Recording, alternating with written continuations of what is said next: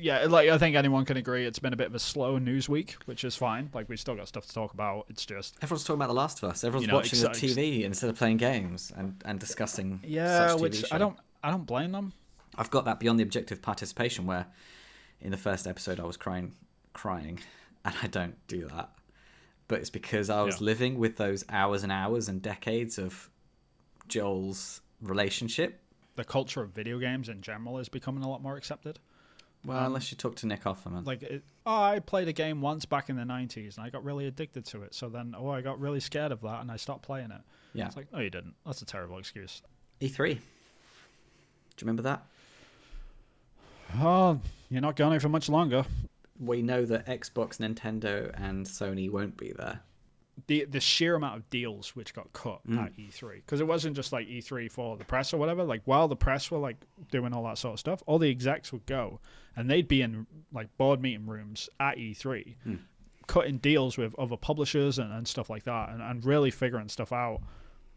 Yeah, I just hit 10,000 wish list. Well, I'm over 10,000 now. I'm like 10,500 now. Like it keeps going up. So yeah, I was just going to say wish list long gone.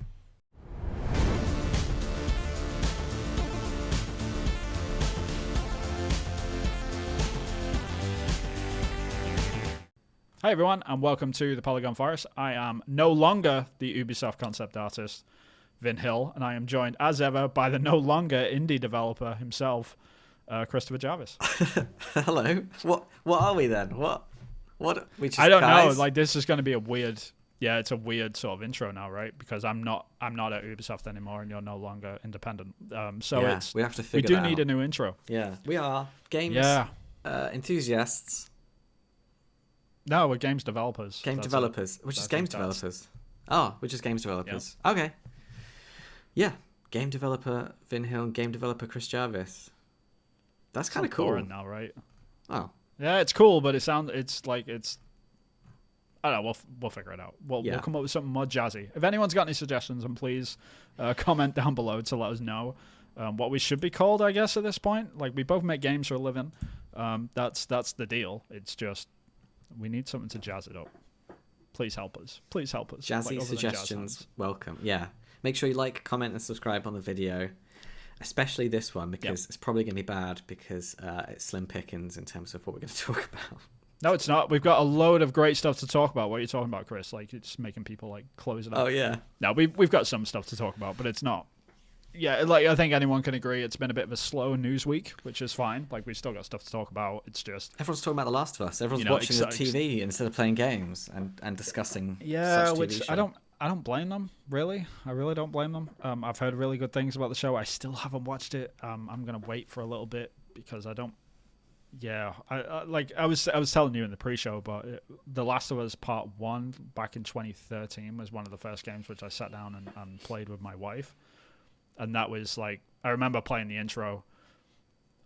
We were living in Japan at the time, playing the intro and like put the controller down after that thing the event happens with the daughter. Yeah, I mean, everyone knows, like, spoiler alert from 10 years ago, right?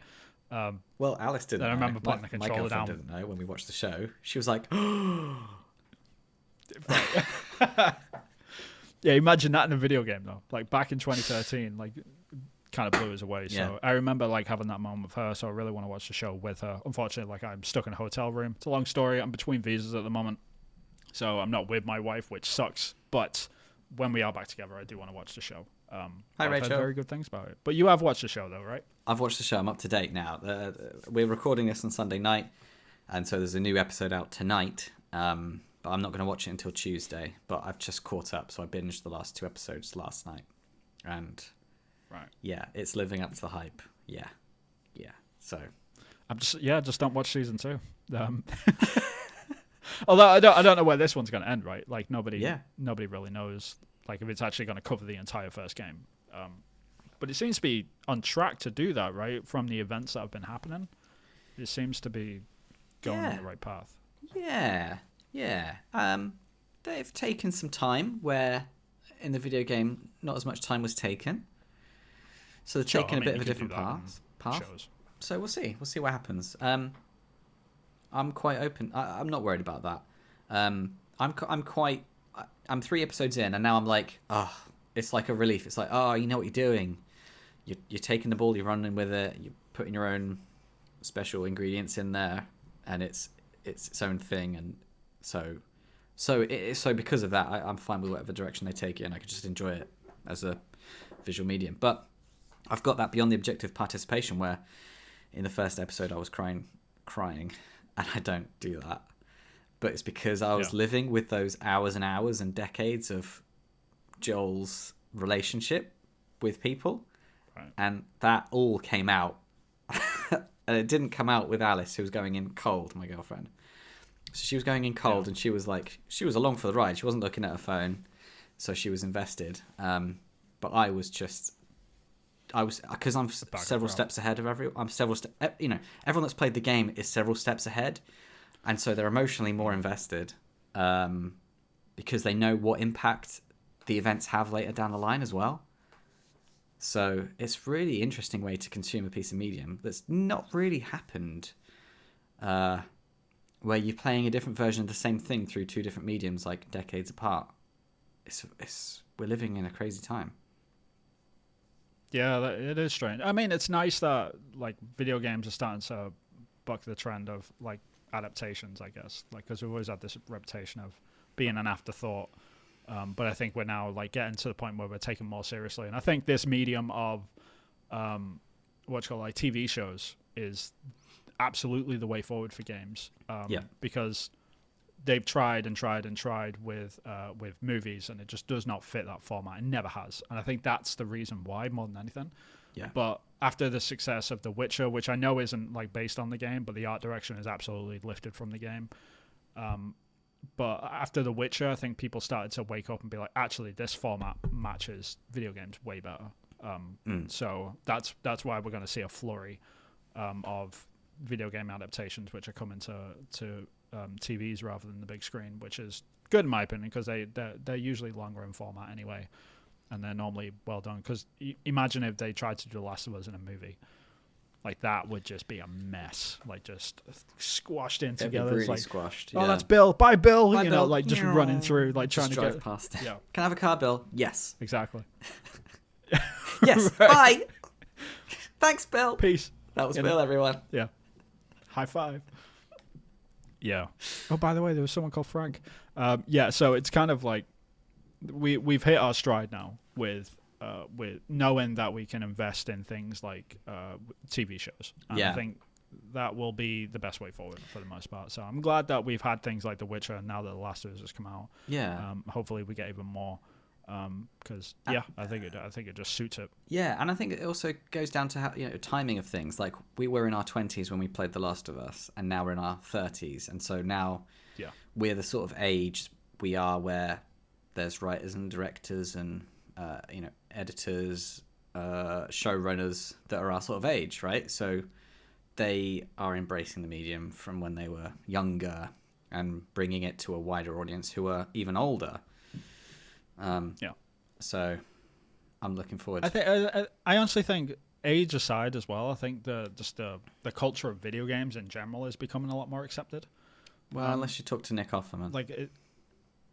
Sure, like, whatever. Like, I mean, we were joking about this in the pre-show, but he played Banjo. Like, he's given that line.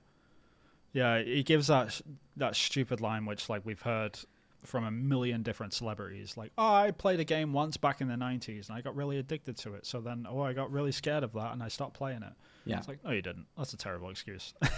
I believe that you played the game. You probably just, you probably played it 5 minutes like, I don't really get this. And then they walked away, but they don't want to upset the video game fans when they're talking about a video game adaptation, right? Yeah, but they upset them by saying that they don't play them and you can't win anyway. Yeah, exactly. Yeah.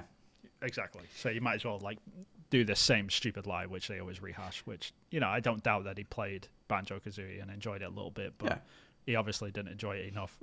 Otherwise, he'd still be chipping away through games now. Well, he said he binged it, but he doesn't want to be stuck in a basement somewhere, which again is like preluding to that video game bias. Yeah. Yeah. Stupid.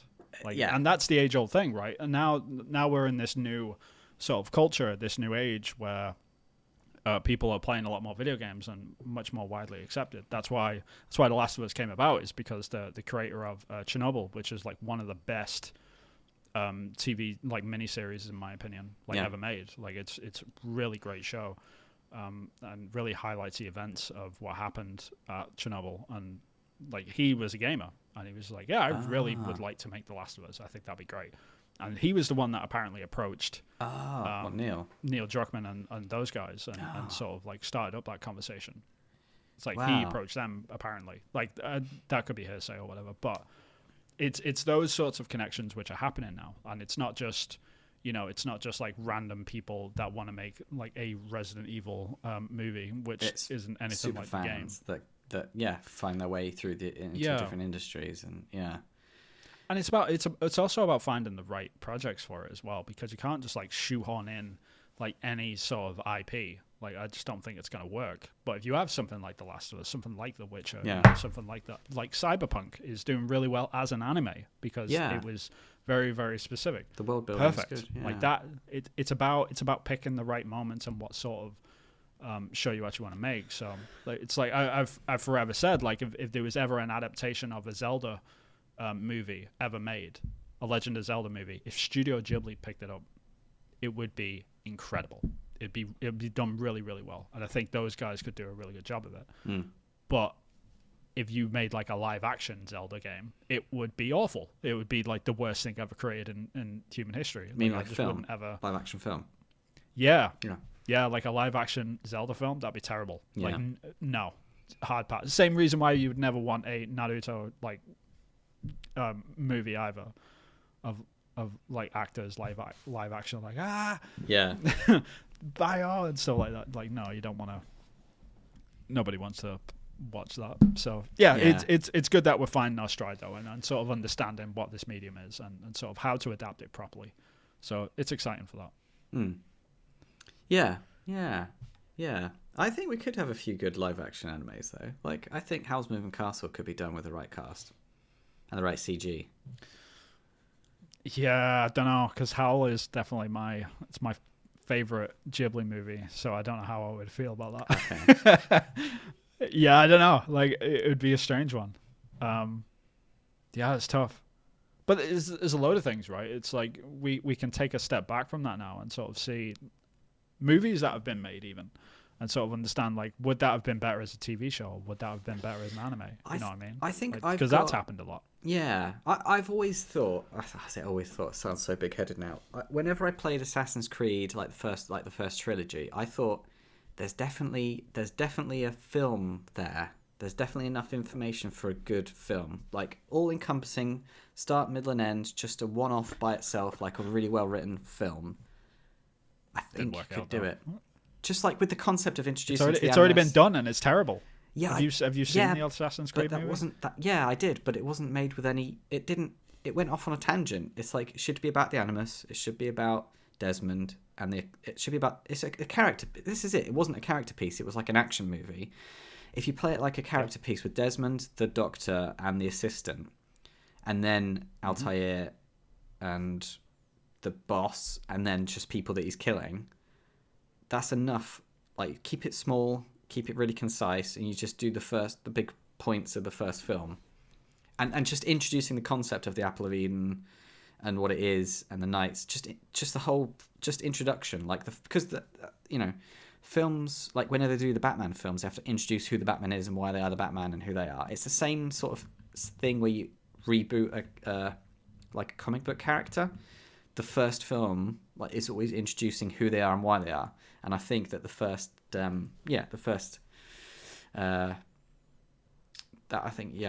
whatever the name of that game is, I think we could do one. We'll write one. Yeah, I mean, I always go back and forth because, like, the movie was really mishandled in my opinion. It was just like, let's make an action movie. Yeah, and it's like it shouldn't have been about. It should have been a character piece. piece because it's a character piece about a person of these extraordinary circumstances. I think. But saying that, Netflix have picked up the Assassin's Creed TV show, and they are working on that actively right now. So I'd be curious about what they do with that, and it really depends who gets it and what they do with it. I think it was Jeb Stewart that got it. I can't remember what Jeb Stewart even worked on. But yeah, he was he's pushing forward with it, and apparently he's got some good accolades and stuff. So Hmm. we'll have to see how that one goes. But But yeah, I hope they don't it run always into the goes like ground. that. I hope they don't make it like an never-ending money-grabbing, like let's keep this going forever story, because that Right. you could easily Every see. series should be designed in a way where it's like, okay, Have a good like, ending. if this was to end, we need to end it on season 1, and then if it does well, then we need to have like a backup plan to actually carry it on in some way. Yeah, Like you should never like leave, like anyone that leaves season 1s on cliffhangers, they need to go to the seventh circle of hell, in my opinion. Like they're just like the risk that's involved with that sort of stuff. Like Yeah. the amount of shows that have been left by the wayside because of that, it's an endless list. It's just terrible. Like don't do it. Like make a TV show that's really, really good. Like Stranger Things is a really good example. Like they didn't leave that too much of a cliffhanger at the end where it was just like, okay, like we couldn't carry on without seeing sewed up what happened next. Yeah, they had natural endpoints for the characters. Yeah, definitely. Yeah, Right. So yeah, it's stuff like that. But I don't know. No, I'd like to see what else we can do with this series format with other video games, especially with IPs which have sort of been mishandled in the past. what would you That's have for then? damn sure. Eco? That could be a cool TV program. No, it'd be an awful. Don't touch Eco. Leave it alone. Okay. It's a perfect game. Shadow of the Colossus. No, I don't even, because this is the thing with those sorts of games, and this is where like it's important to sort of leave things alone as well. That's another important aspect to this conversation. It's important to leave things alone as well, in my opinion. Like we shouldn't mess with certain games.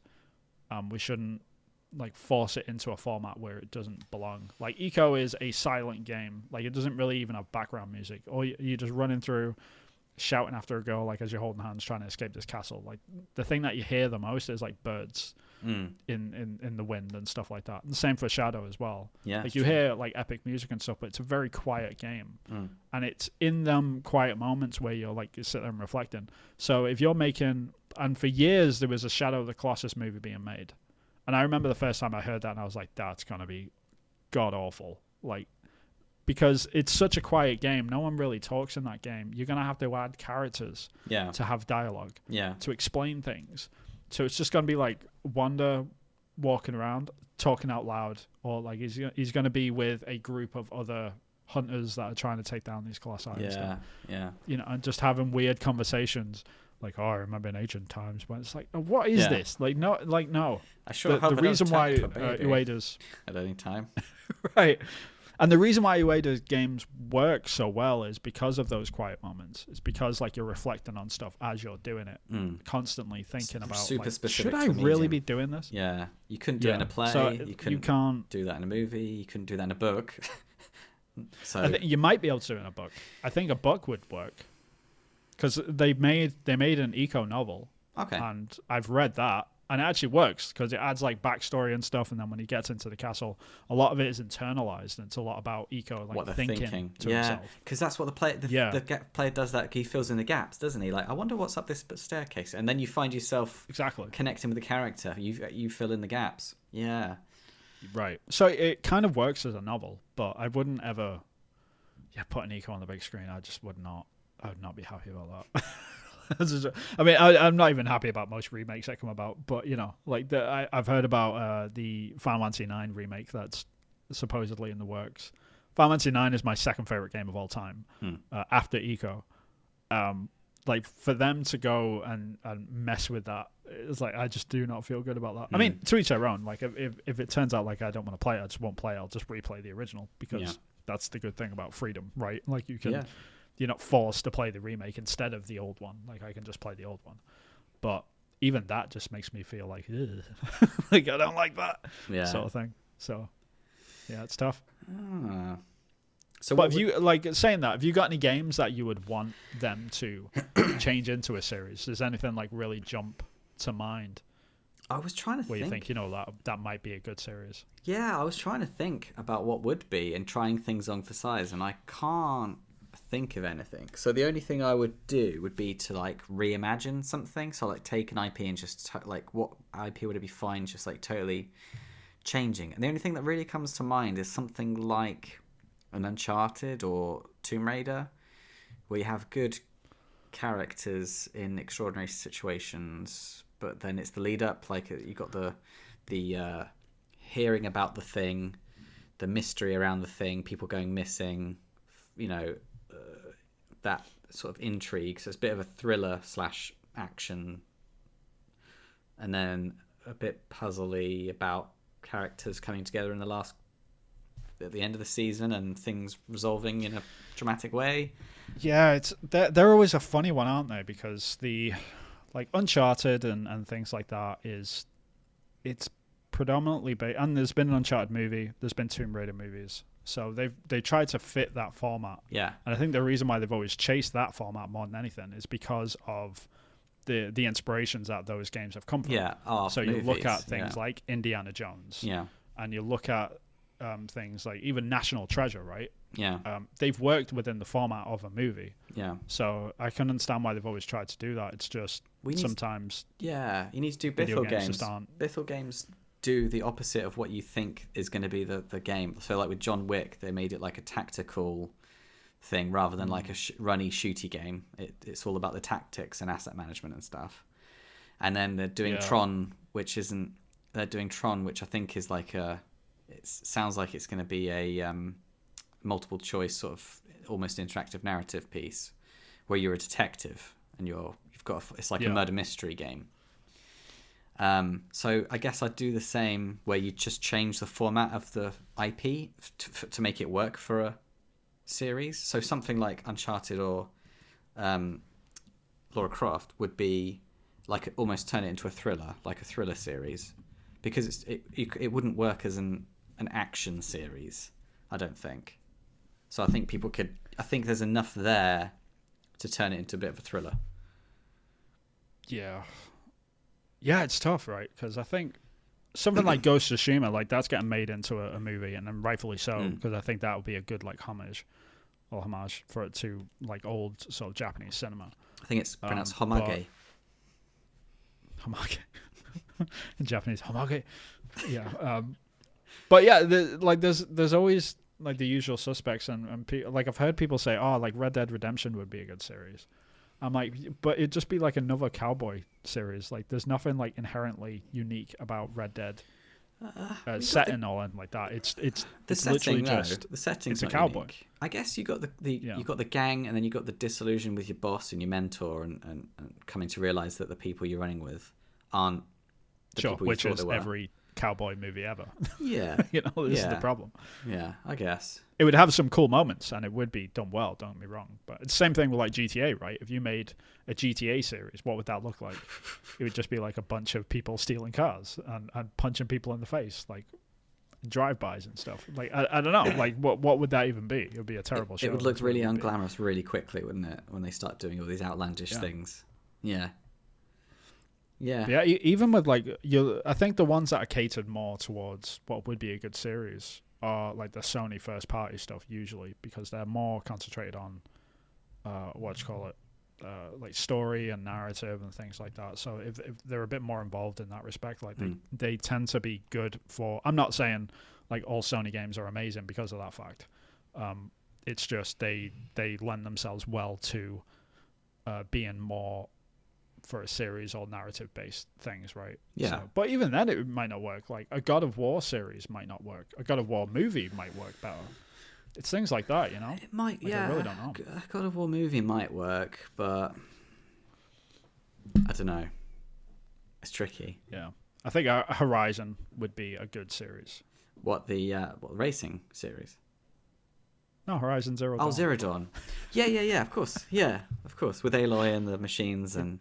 Yeah, that's good because like end of the world, there's a lot at stake. You're learning about the people and the cultures and the mechs, and then you've got the characters which which interact. All the different cultures and stuff. Yeah, all the different cultures visiting the different places. You've got some seasons. That'd be I didn't think about that. Yeah. Yeah, I think that would be my pick.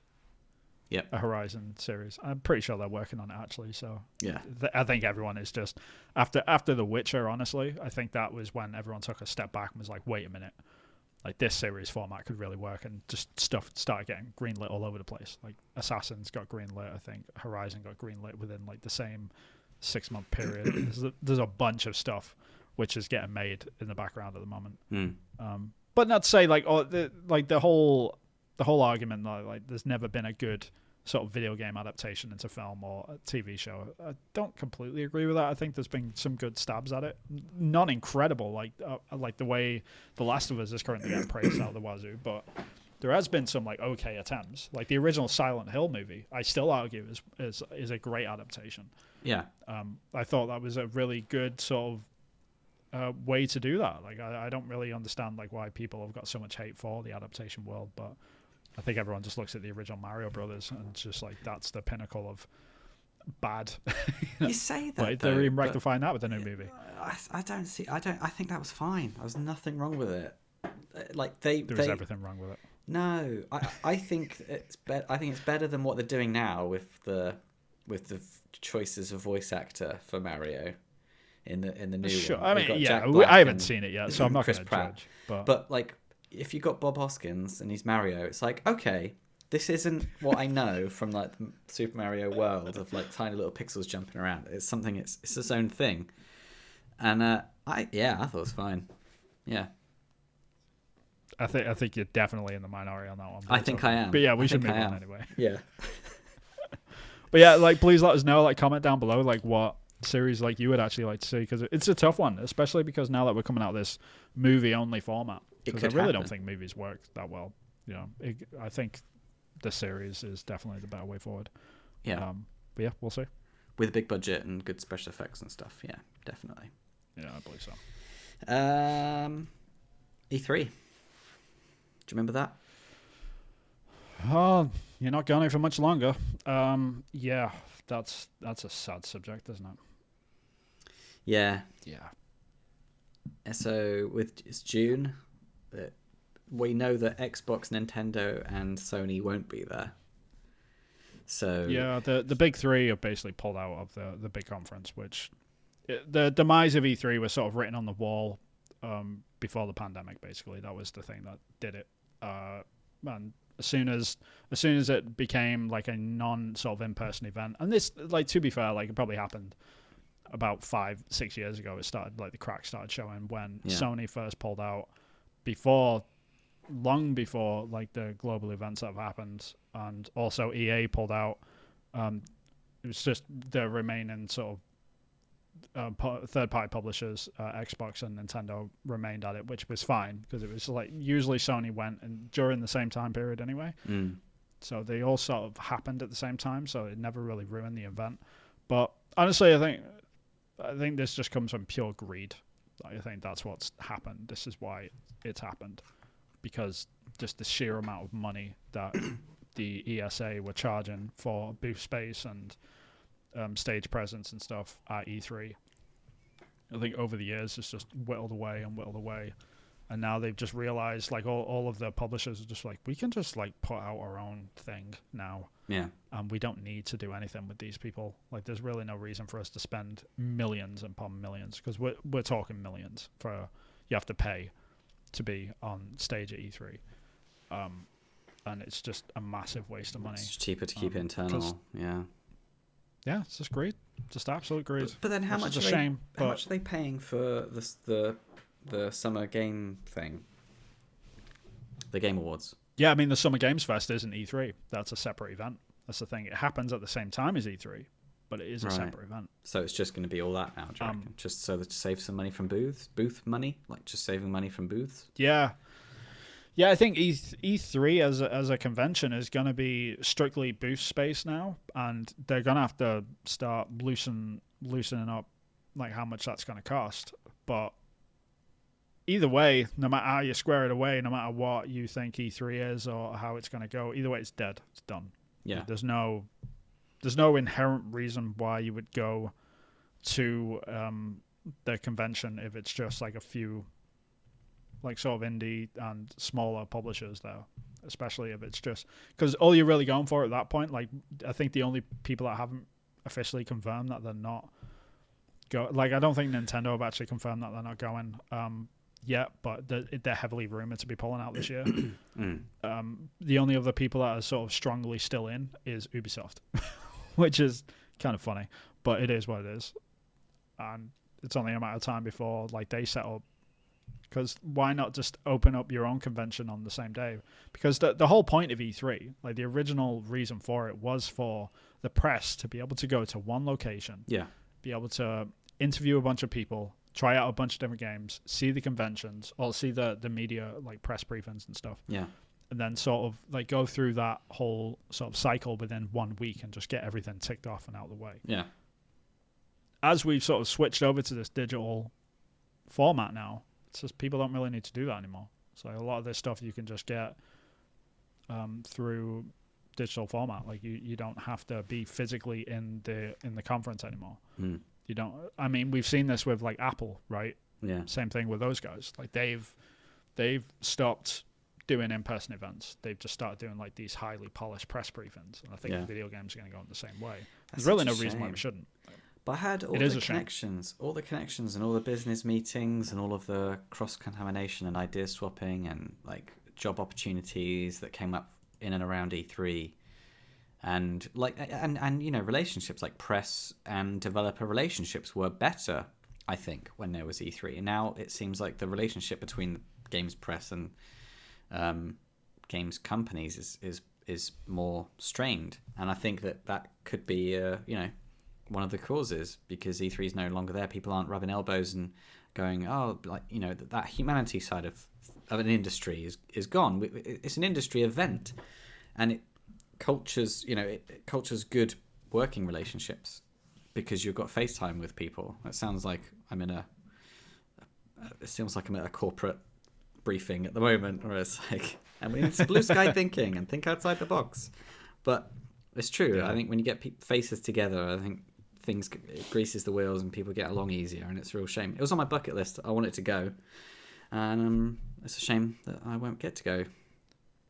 Yeah, I mean, this is the thing, behind the scenes sort of stuff though, but the sheer amount of deals which got cut at E3, because it wasn't just like E3 for the press or whatever. Like while the press were like doing all that sort of stuff, all the execs would go and they'd be in like board meeting rooms at E3, cutting deals with other publishers and stuff like that, and really figuring stuff out.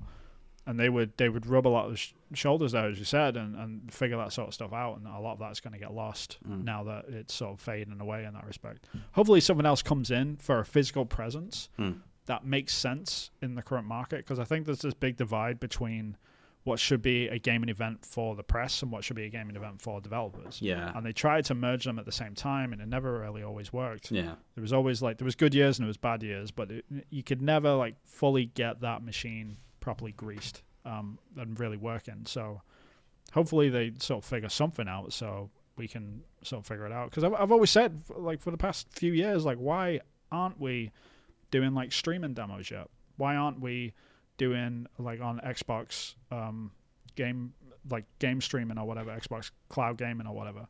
Why isn't there a bunch of like demos for you to play during the E3 week? You know what I mean? Like, because like if all the press gets to play them, why not just like screw Everyone that? Everyone gets to play it. Yeah. You know, right.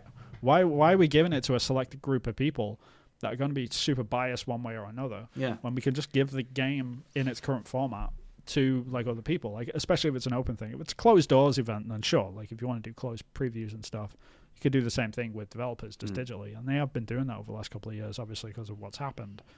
But like, there's so many other formats that they could take this thing with, and it's surprising that it's taken this long basically to get to it, which is a massive shame because I'm a huge advocate for the in-person events. Like the problem which we've got now, more than anything, is that because there's no structure to E3 and people don't have to go within that week anymore, what people are doing are trying to like avoid E3. So what used to be E3 week is now like a gaming summer event, which is now spread over months. Yeah. Which is just not good.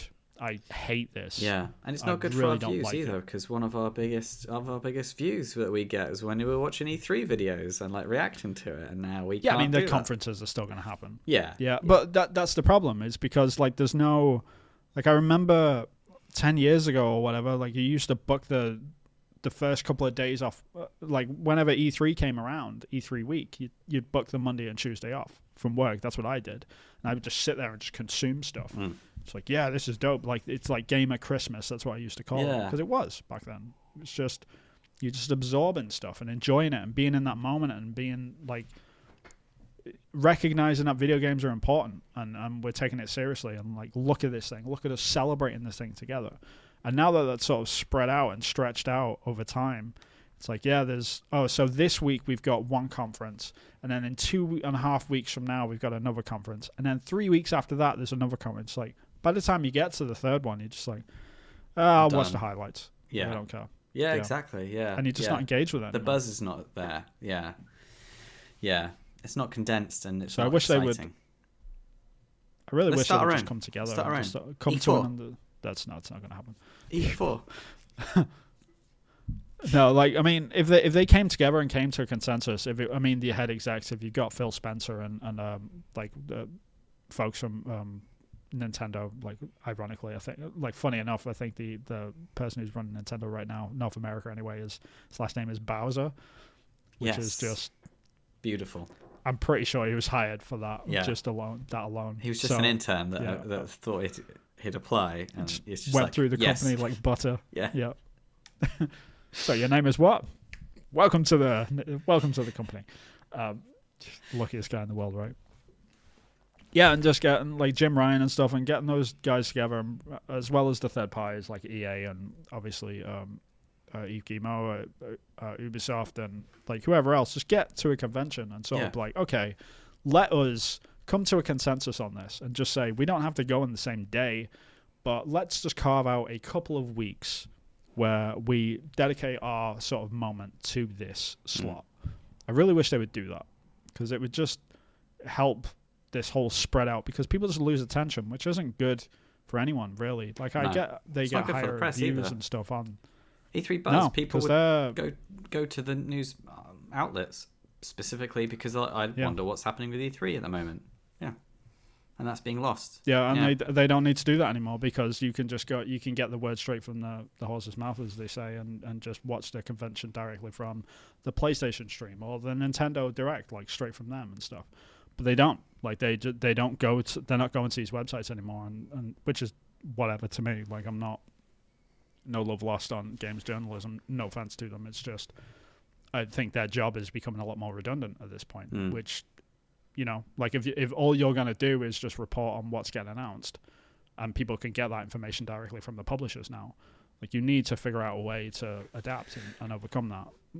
So yeah, it's a weird sort of time, and things are changing and shifting, but hopefully we can figure it out where it's exciting again, because right now, like, the E3 season is just no longer exciting. It's just, okay, this is going to be drawn out. Like, we're going to watch the 3 conferences, and then after that, it's just going to be, drip fed more and more information, which is kind of like, oh yeah, I forgot about that game coming out. Because right now, like, there's a bunch of games, which I was looking at the schedule for this year, and there's a bunch of games coming out. It's like, I don't even remember seeing anything on that. It's because I probably missed it, because it was just in the shuffle with all of the E3 stuff somewhere else. And just, I'm not, like, it's not hyper-focused anymore, so I'm just missing it all the time, which is a disaster if you think about it. Yeah, and I also liked, there was something too, hearing like Joe Blogs in the street and like the journalists and what their opinion of all the, you know, what was their highlights. There is value in that. It's like, these are what I think is going to be great. And if you're like switched onto those sort of journalists, then that can kind of help inform your buying decision, rather than relying on how good a company's marketing machine can be at driving sales. I think there is definitely something to be had where individuals as journalists with a reputation of a certain type of game and their recommendation has so much value, and it's just being squandered with this current format, all in the name of trying to save money or controlling the narrative, when it's like, well, I think it's doing the opposite. I think it's uncontrolled. Yeah, I think there's definitely a balance there, right? Because you've got to, like, while, like, yeah, we can get the information straight from the horse's mouth, that information is often biased, right? Because they're trying to sell something. It's their product. Yeah. It's literally advertising, right? Yeah. It's not informed opinion. There's no two ways of advertising. Yeah. You know, they're trying to make everything look as awesome as humanly possible because they want you to buy it. Yeah. So, like, obviously it's going to be skewed. Like Forspoken, they did a great job of making that look like the next big AAA game. And we talked about it and we thought it could be, and our hopes were pinned on that. So I would wish they kind of gave us a bit more of a flavour of what the game was actually going to be, because then I would have been like, oh, that looks like Yeah, I mean, that looks like it's good for teenagers.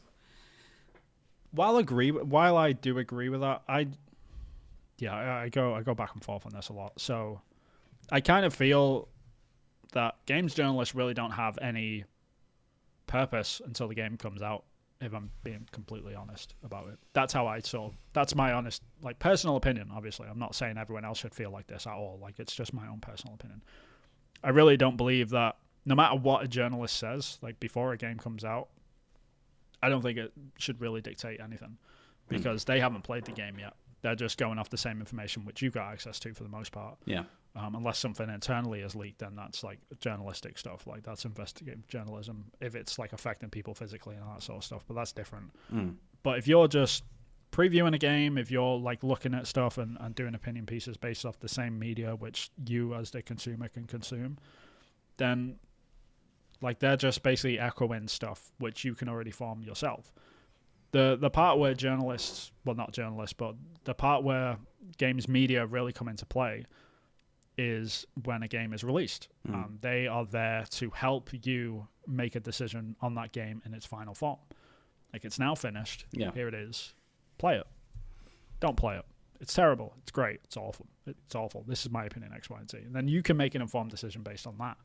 But any information that you get before that from games media, I just generally don't believe that it doesn't have in like intrinsic value to anyone. It's great for like enthusiasts like ourselves and stuff. Like, we can, like, we're doing a podcast right now. Like, what we're doing now is completely useless if you think about like the actual end product, right? Yeah. And we definitely fall into that as a podcast. But I just don't see, like, if you were to just take away all of like the pre-release media of a game and then only had the reviews, like, I kind of think the impact would be mostly the same anyway. Like, for what like people's opinions are when a game comes out. And if you are swayed by a person's like preview or like a person's opinion of a game before it's been reviewed, then there's sort of a part of the weird marketing machine which game companies are using anyway. So yeah, I guess the only thing I can think weird, of right? to counter that, I think you're right, and I think we put too much emphasis and time and energy and effort into games that aren't even out yet, and then as soon as they are, we just review bomb them, or just we don't spend that much time dealing with journalists that we respect and like, because we're almost like fatigued by the amount that we've seen adverts before it's out, or coverage. Yeah. However, like what you said with a podcast, and what I like about journalists is that we and they curate based on taste. So we don't really do much live service coverage. We don't talk about things that don't interest us because we don't want to and we don't have to. Journalists, right. Again, it depends. This is quite a broad stroke when I say journalists, because some are like, hey, do an article on that, and they have to, and some have more freedom. I will die on this hill. Like, I don't believe that 90% of games journalists are journalists. I think they're just marketing critics for the most part. Yeah, critics or a marketing machine. Yeah, but and you see it all the time. Like, because the critics get given, like, they're at these outlets and they get given serious stories, and when they get handed off those serious stories, like, they play it for likes or clicks. Yeah. It's like if you actually read them, it's like they're filled with errors. Like, they don't understand like how games are actually made a lot of the time. Like, they don't understand the full story. Yeah, single sources, all this sort of stuff. It's just terrible journalism. Like, and it's opinion piece fundamentally rather than, as journalism. But what I think that when journalism is done well for a source to figure out what to play. It's a dying way of buying a game. Is you think, oh, I've got X amount of money in a year, I'm going to buy a few AAA games and a few indie games. My journalist that I like sort of seems to be leaning towards liking these things, and their job is to pick the things that they like. I don't have time, effort, or energy to look at as much stuff as this journalist does, but I know that this journalist is sort of in tune with what I like, and so therefore I can budget what I'm going to buy in the year based on what they're feeding me through their articles. That is a very tiny crossover, and very small. I do agree with that, but at the same time, I don't see how they can't give that same intrinsic value after a game is released, Sure. right? So if they're like going through the year, they're not like previewing anything, they're not looking at any games or anything like that. Like all the market materials coming out by the companies and stuff like that, you can go and look at trailers and stuff and see if you're interested in it yourself personally. But then if the game comes out, like if you've got a journalist that likes those sorts of games, like journalist reviews that game, or the critic or whatever you want to call them, right? Games media personality, whoever you're following, reviews that game and says, hey, this I love this game because of X, Y, and Z. Like the conversation after games come out, I am all in on that. I will listen to podcasts all day about like games that are out and they've actually enjoyed and why they've enjoyed them and things like that. But the pre-release sort of cycle of discussion around video games, that looks really good, is basically what it comes down to. Yeah. That looks good, that looks bad. Yeah. Like they don't really have any sort of extra input on a lot of this sort of stuff which you couldn't come to yourself. So like I think you still get that same value out of them if you're just listening to them after the fact. Like if a game comes out and they're discussing it, that's a valid discussion to listen to because you're trying to make an informed decision if you yourself want to buy it. Yeah. But if you're just listening to them before it comes out, then you're just in the same boat with them. Like, we don't know where we're going, this sort of thing. And of course, sometimes journalists have early access to games and they're playing like an earlier version. Or sometimes they get half an hour at a polished section and they can give an impression based on that. But quite often, they never play what actually gets released with the day one patch, right? So most of the time, they're playing a buggy hell, and they've got to kind of guess or interpret what the game's actually going to be like after the day one patch, and there's an element of guesswork there as well. So it's a tough gig. I wouldn't want to do it. Yeah, no, I get that side of it as well, and there's a lot of like I hear a lot of journalists complain about like, we only got this game like a week before it was released, and we only got this like at this time, we only had this time frame. Like, dude, nobody is forcing games journalists to release their reviews at the exact same time. Like, I understand like it's competitive and they need to get their reviews out first, so people go and look at that website first. Like, I understand that, but inherently, the reviews which I value more are the ones that come out later anyway, because they've actually had time to play the game. Yeah, true. Like, do I really want to listen to a review where they've rushed through it and it's a 7? It's and like, I actually really like, but you No, what? Take that further. I value the ones that are released years afterwards, and it's like, this is one of my favorite games. I played it like 3 times. I will read that one way over. Right. Here's what's coming up. Like I want to hear someone. That's because we're creative and we get a kick out of seeing people turned on to creative things. So I will love to read a piece about how and in what ways this piece of media moves this person and what impact it's had in their life. That's basically just humanity. That's just cutting straight to the core of why we're doing this, right? It's because of the reaction that these pieces of media can have on people. And so when journalism's done right, that's what you're getting at. When they're stressed and it's tough and they're competitive and they're not doing things they would normally do if their job didn't depend on it, you're never going to get that same passion or that love based on like a rushed playthrough. Because also there's that inherent pressure of like, I need to do a good job at this because otherwise people won't like the article or they won't get the right impression, and I need to make sure I'm reviewing it properly and correctly, and I'm going to get backlash either way, and it's tough. Reviews are funny.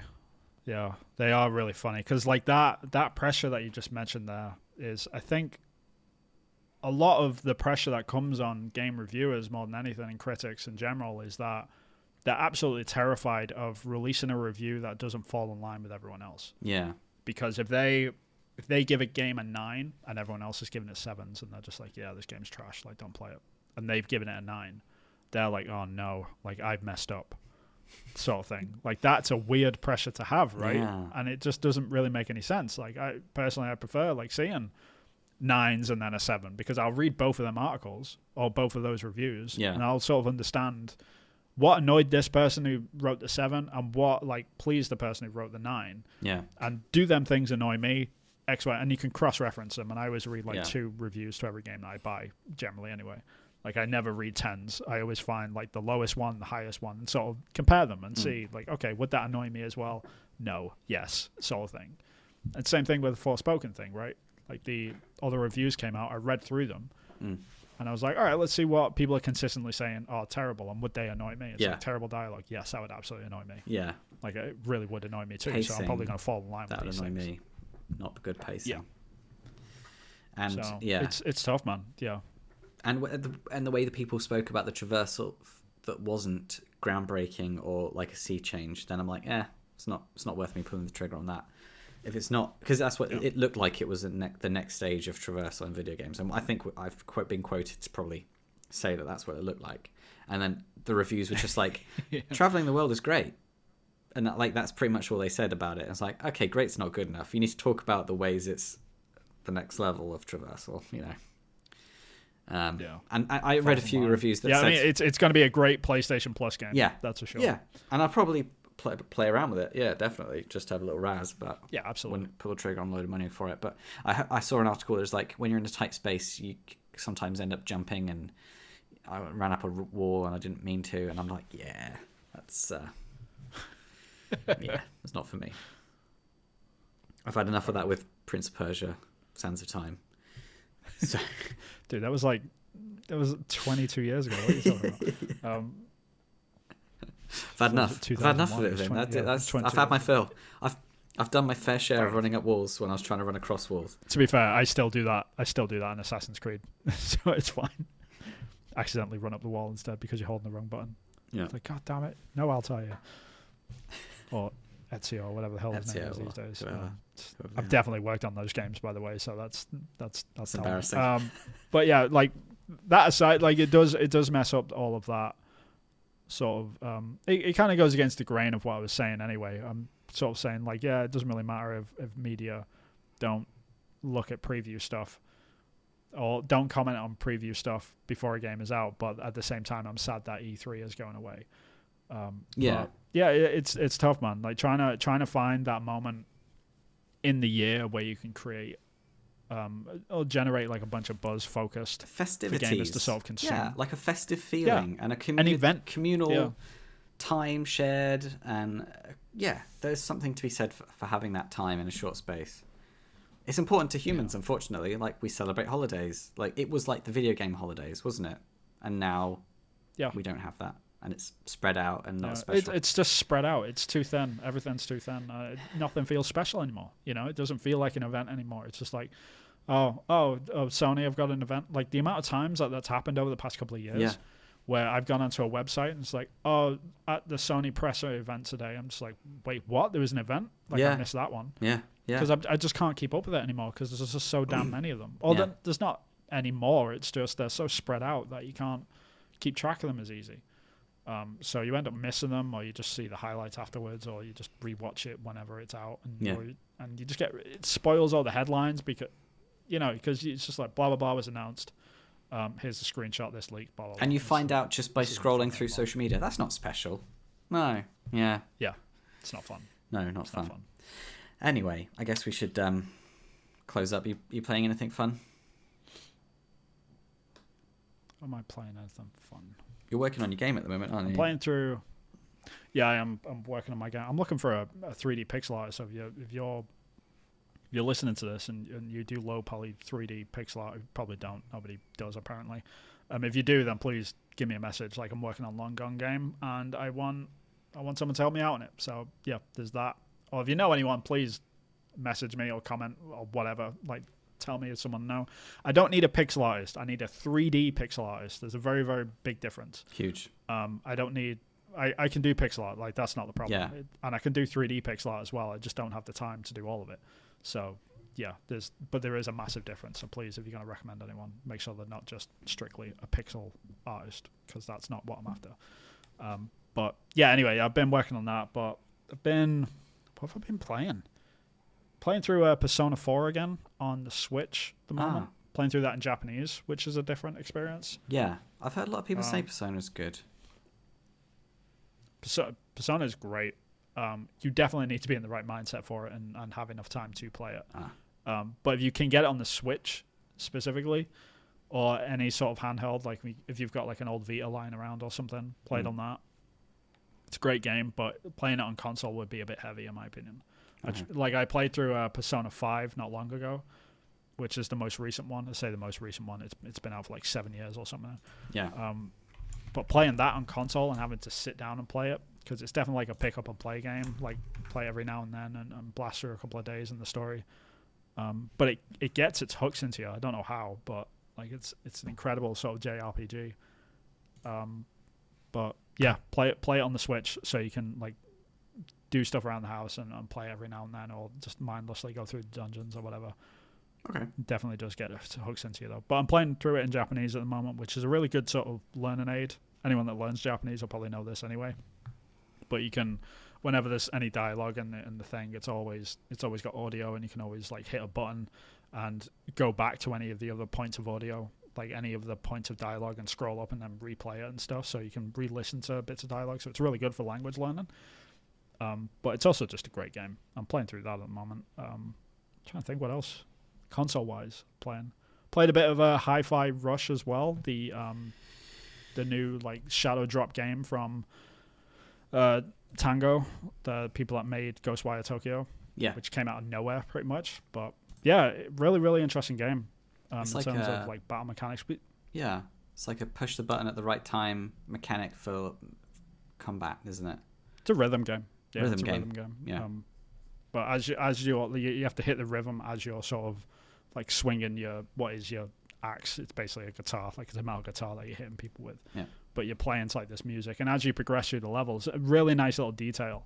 But when you first like start the level, it's just like got the background music, and it's just like tapping his foot, like going to the rhythm. But then as you progress through the level and get further into it, like it keeps adding instruments to it, like over time, and it's just it gets a bit more jammy, and then like lyrics start coming in. And the chorus kicks in, so by the end of it, you're just like, "Yeah, this is great!" Oh, wow. And it really does get you in the rhythm of the game. And it takes a little bit to get used to, but once you get into it, like it really comes into its own. It's a great little game, and the fact that it got shadow dropped is kind of nuts. But it's sort of the format that Xbox have set up now with Xbox Game Pass. They have this ability to be able to do these sorts of things. I don't think it's going to be the last shadow drop that we get. No, there's going to be a lot it's of starting to be a games like trend. this, It's like, here's the new shadow drop game, and it's like press seem to be interested in that, and they seem to want to pick that up. So that's kind of cool as well. Yeah, and I mean, at the AAA level though, I mean, I think that's what's the next step now, because we've always had like indie drops, like they happen quite a bit, or the DLC, it's out right now and stuff. Like even on back in the day when Bethesda announced, they were going through like Fallout 4 stuff, and they announced Fallout Shelter. Right, like that game just got shadow dropped, and it's out tonight. That old ticket, an amazing game as well. We've always had like mobile games and smaller DLCs, but now we're getting to the point where AAA games shadow start drop getting games. shadow dropped. Yeah, interesting. Which is kind of nuts. It's going to be interesting to see if that works out. Like I really hope it does, because I like this. I can see the benefit. Again, it's about adding that excitement, because you can drop it at the right time. Like if no one else is shadow dropping, and you get to drop whenever you want. Like you can sit on a game for 6 months. And you can hit that marketing cycle where that is just a clear runway, and spend all that money after it's released. And I reckon that's clever. I think it's quite clever. It works especially for Xbox Game Pass. Yeah. If you just shadow dropped like a $70 game, you're like, yeah, you can go and buy it right now. People are like, I'll wait for a review. I'm not going to do that. Exactly. Yeah. But dropping Hi-Fi Rush and just being like, yeah, Play you it can now. go and Yeah. download it right now. If you're an Xbox Game Pass subscriber, just go download it right now and you can play it. Yeah. That is powerful. That's just like, damn, like that's wild. Because Sony isn't ever going to do that because they can't afford it. Basically, that's the blunt end of that stick. But it's a powerful thing that Xbox have got going for them. So it'll be interesting to see if they carry on that trend. But yeah, that's pretty much all I've been playing recently. How about you? You got anything? Got anything good going on? So I'm looking forward to Valiant Hearts coming home. So I'm not sure if it's actually out. You're not allowed. No, Yeah, that's not legal. Ubisoft. Yeah, I know. Yeah, it's an Ubisoft game. You're not allowed to like Ubisoft games. That's the rule, right? That is the rule, right? It's I now swear that was a rule. exclusively for Netflix members, so you can play it now if you're on Netflix. I mean, it's probably coming to other consoles soon, but yeah, I loved the first game. Absolutely loved it. It was like, oh my god, games can be this. It's World War One, and it's basically the different characters in the different worlds, and the idea is to like teach you about World War One through gameplay. It's great, and I can't wait for the second one. But I've just been playing more of Plague's Tale. I thought I was going to finish. I thought I was going to finish last night, not the last night, a few nights ago, and I was like, Still going. still going. And I'm like, I've played video games. I know an end level when I see one. I know an end cutscene when I see one. I know, that it's all tied up. It's fine. I know how they're going to end this. I can see the threads coming together. Nope. Still playing. And I'm loving it. It's like, oh my god, I'm so surprised. Like, I had no idea this was going to happen. Just surprise after surprise after surprise. But nothing outlandish. That's just my takeaway. It's like other people that aren't like game developers. It's almost like a game developer's game, where it's like, oh, I've seen this in this game, I've seen that in that game, and then they just do something different. So I'm loving it because I have no freaking clue what's going to happen next. So I really, really am enjoying that, and the rats are just next level. Like, so it's a treat. Yeah, they still have an impact, right? Like, when you see a swarm, then you're like, all right, stay away from that. Yeah, but it's ever changing. The way that they use the rats changes all the way through the game. It's an absolute treat. And now I'm like looking at it on a technical aspect. I'm like, how the hell did you do that? So just mind blowing, and just hats off to them, because I'm having such. I was playing it. I was like, I'm having as an emotional response as I did for God of War 2. So they've managed to do that. I mean, there is some jankiness, but there was jankiness for me on my PlayStation 4 Pro for God of War 2. There was some like textures popping in and out, and eyeballs popping in, and doors not being there, and enemies just popping out of nowhere. And with Plague's Tale Requiem, there's like weird foot rigging where they're walking up the stairs like this, and sometimes eyeballs would just be like that, and that's kind of like takes you out of it. But it's AA, right? But it's on par. You forgive it. Yeah, exactly. You forgive it, but the emotional impact and the voice acting is just on point. Some of the translation I think is a bit off. I would have translated some things differently. But sure. But saying that, it's freaking awesome. I can't nitpicking. Right. Yeah, I'm nitpicking. I can't fault it really, considering that it's fair enough. It's the emotional impact is certainly there. So I have no idea what's going to happen now. I'm in this state now where I'm like, I have no idea what's happening. I think I'm near the end, but I have no clue. That's good though. Yeah, that's good. Yeah. So it's really good. I'm enjoying that. Go play that. Awesome. Yeah, and also if you're thinking about playing games, then you can wishlist Focus Find, which is my game that I'm making, 2D puzzle platformer, and I will be making it with Jump Button Studios soon. So that's cool. So watch this space. It's probably going to change. Dude. And yeah, I just hit. Sorry, go ahead. Was it 10,000 wishlists? Yeah, I just hit 10,000 wishlists. Well, I'm over 10,000 now. I'm like 10,500 now. Like it keeps going up. So. Yeah, I was just going to say wishlist long gone. Yeah, I appreciate it. I'm sort of hitting milestones at this point. That's why I've started looking for more developers. Yeah, it's like, okay, it's too big. It's too big. Like, I need to not to ignore it now, right? You gotta not. You don't have to. Yeah. But you know it's gonna.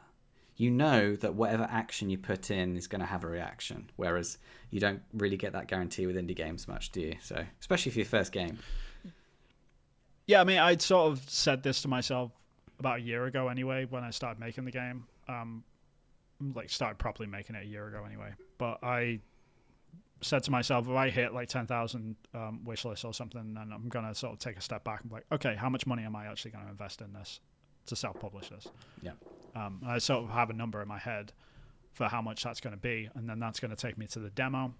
So then I release a demo publicly, and then people play that, and depending on how the wish lists do then I can open up something like a Patreon or a Kickstarter or something, and then get even more funding to be able to like allow me to basically step it up incrementally. Yeah. Because I didn't ever want to put any money into it until it hit a certain point of popularity, for lack of a better term. Like I didn't want to just like throw cash at nothing until like I fully understood what I had. Yeah.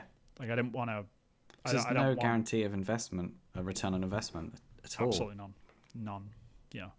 And I'm also in this like much better position now, because if it ever did get to the point where, okay, the Kickstarter thing didn't work out, or hey, like people downloaded the demo, but the wish list didn't really change, sort of thing. If that happens, then I can start looking at like, okay, do I want to actually team up with a publisher at some point? And using these wish lists as a metric, then that'll allow me to be able to push forward with that. Make those decisions at those milestones, so at the right time. Yeah.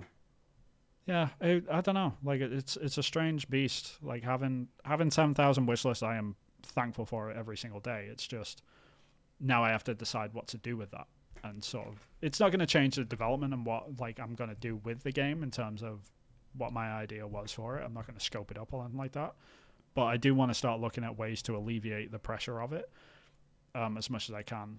The game size isn't going to change, but the amount of help that I get for it might shift a little bit, which isn't necessarily a bad thing, I don't think. But we'll see. We will see. Looking forward to it. I keep seeing a steady stream coming into your Discord channel.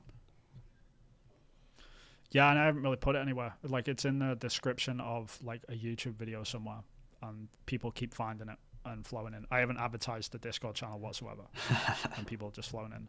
I don't know if I should like set up the channel properly and start like having people come in like officially and start advertising the fact that I've got a Discord server or not.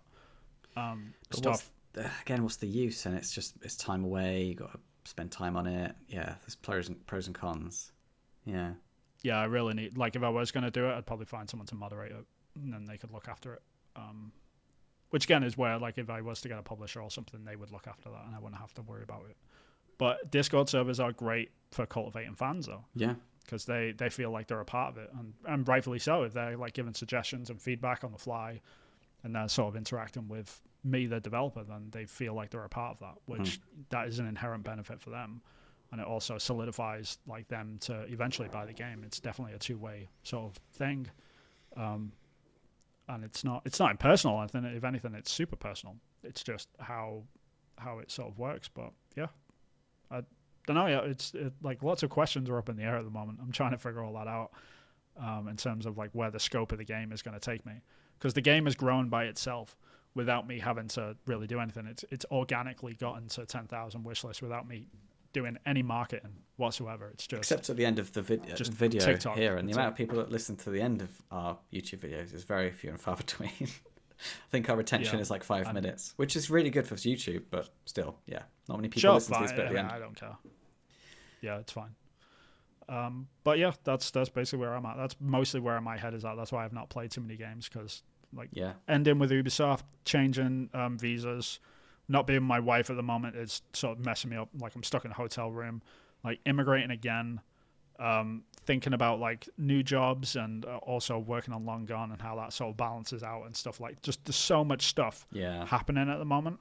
But hopefully it sort of settles down and finds a good rhythm for me to sort of get into, so I can actually start knocking this stuff out, because it's definitely been neglected, especially Long Gone over the past sort of 6 months.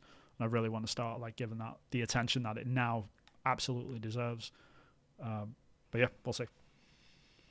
Yep, it's gonna be fun. It's gonna be good. Stay tuned.